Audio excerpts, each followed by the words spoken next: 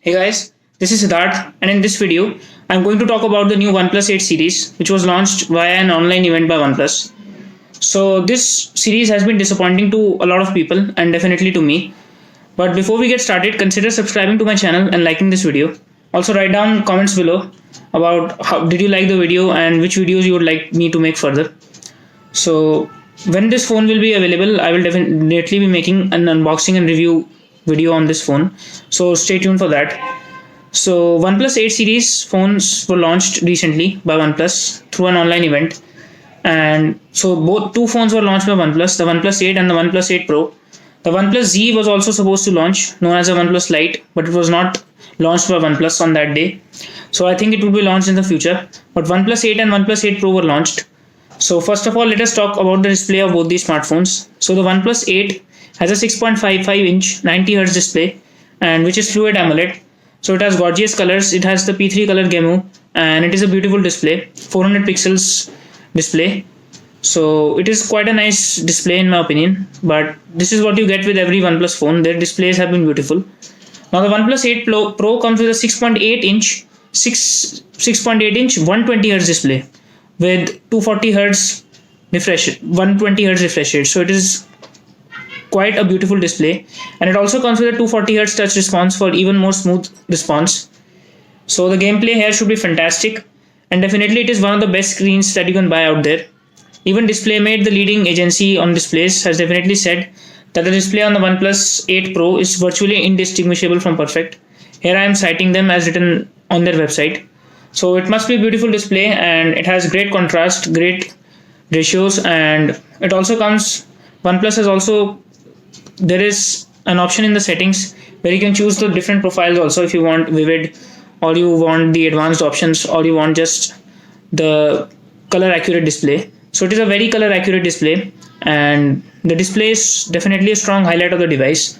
Now coming to the battery life, the OnePlus 8 comes with a 4300 mAh battery life, while the OnePlus 8 Pro comes with a 4510 mAh battery life. So the battery life would definitely be a concern on both these phones, as they are both rocking high refresh displays. But 4300 mAh is quite plenty on the device. Meanwhile, the OnePlus 8 Pro comes with a 4510 mAh battery and with a Quad HD Plus screen resolution and 120 Hz display. So it would be quite interesting to see how the battery holds up. Now, unlike Samsung, OnePlus has allowed their phones to simultaneously launch at 120 Hz and Quad HD Plus resolution. So that would be great, and we would have to check how the battery life would fare on these phones. But using both of these features, 120 Hz and Quad HD Plus resolution side by side, should be excellent and should provide quite a viewing experience. So we'll have to see about how the battery life holds up, but it is definitely looking strong.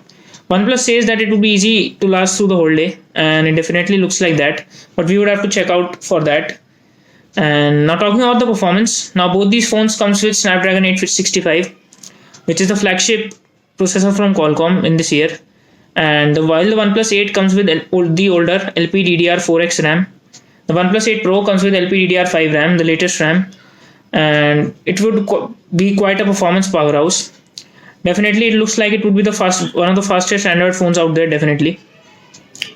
Also, a feature which OnePlus fans have been asking for long has been granted by the OnePlus 8 Pro. So the OnePlus 8 Pro also comes with wireless charging and an IP rating, and the charging speeds on both of these phones are same, 30 watt. Warp charge 30, but OnePlus 8 Pro can be wirelessly charged also and reverse wirelessly charged. So definitely OnePlus has come with its own wireless charging pad, which charges the phone at 30 watts wirelessly. So that is a great step in my opinion, and very few phones can charge up to 30 watts wirelessly in these days. Also it can reverse wireless charge also at 3 watt, but I don't think it is very strong. It is a slow speed, but you would be able to charge your true wireless earphones from that. So 30 watt wireless is an excellent thing in my opinion. The OnePlus 8 does not get wireless charging, unfortunately, but it is good to see that OnePlus is upping its game, and it is definitely ready to compete with most other flagships present in the price range. Now the only thing which is worth checking out will be the camera, and camera has not been a strong suit for OnePlus phones, and the OnePlus 6 and the OnePlus 7 and the 7T did not have great cameras, and they did not stack up to the competitors in my opinion. They were not as good as the iPhones, the Samsung or the Pixels. So we'll have to see how the OnePlus camera is. And even another important thing that I forgot to mention was that the OnePlus 8 does not have a telephoto lens. So it has dropped the telephoto lens in favor of a 2 megapixel macro lens. So that is quite fascinating in my opinion. A telephoto zoom lens was a must in these days, and OnePlus has decided to omit that. So I don't think why they have done that. The older generation OnePlus phones such as the OnePlus 7 and the 70 had these cameras, but the omission of a telephoto lens on the OnePlus 8 is a huge deal in my opinion. Also, another factor is that the OnePlus 8 main lens is a 48 megapixel Sony IMX586 sensor, which is the same one present on the OnePlus 70. So this is an old lens. Although it is a 48 megapixel lens, it is an old lens, old hardware.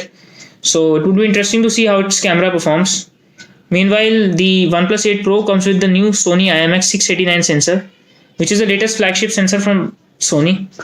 And we'll have to check out how OnePlus software optimization and image processing is for the final camera performance, as the hardware can guarantee only so much. So we'll see how the camera performs also. I think that the camera would be the major distinguishable factor, and if these cameras can perform great, then OnePlus would definitely be able to compete with the likes of iPhone and Samsung. But the only concern with these phones is, last of all, which I want to talk, is about the pricing. So the OnePlus 8 is launching at around $700, and it is expected to launch in India at about 45 to 46,000 rupees. And some rumors even suggest that it may launch at as high as 50,000 rupees. So that is not a good thing in my opinion.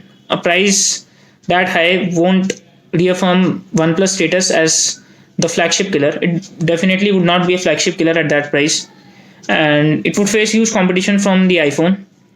The iPhone 10, the iPhone 11, you can easily buy at 60 to 65,000 rupees. Using the discount, you can buy it under 60,000. So the OnePlus 8 will face huge competition from iPhone 11, as you can shell out a few more and definitely get a better camera if you want to buy the iPhone 11.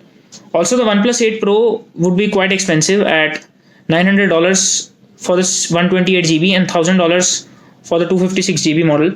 Now there would be no scope of micro SD card expansion on both these phones. You would have to stay with the storage that you have. But the OnePlus 8 Pro is also supposed to launch in India, and it would be launching at a price of about 60,000 rupees. So that is quite a hefty price, and I don't think anybody would be considering to buy the OnePlus 8 Pro at that price. It would only appeal to the enthusiast crowd who like the software experience, which is, according to me, still one of the best in the world, and definitely one of the best in Android that you can get. But it is missing out in a few key areas. The camera is yet to be tested. The screen is fantastic and definitely one of the best in the market. The battery life is yet to be tested, and the weakest link in these phones is definitely going to be the camera. So are you going to compromise on the camera, and are you considering buy the OnePlus 8 Pro in relation to some phones that you can buy, such as the iPhone 11 or even the S20, which would definitely have a price cut in the coming days? So are you willing to buy the OnePlus 8 Pro or the OnePlus 8 at this high price? And what do you think? So do you think that OnePlus is pricing their phones too high these days? Earlier we would see a price hike of around 3 to 4,000 rupees, but this time the OnePlus 7T was priced at around 38,000 rupees, and the OnePlus 8 would be launching at about 20% higher. So OnePlus is launching their phones at quite a high price these days, and they are charging quite a premium. So are you willing to pay that much, or you would be fine to go with Samsung or iPhone? You can write that down in the comments below. And if you like this video, don't forget to subscribe to my channel and write down in the comments below about which other videos you would like to see. This is Siddharth signing off. Hope to see you in the next video.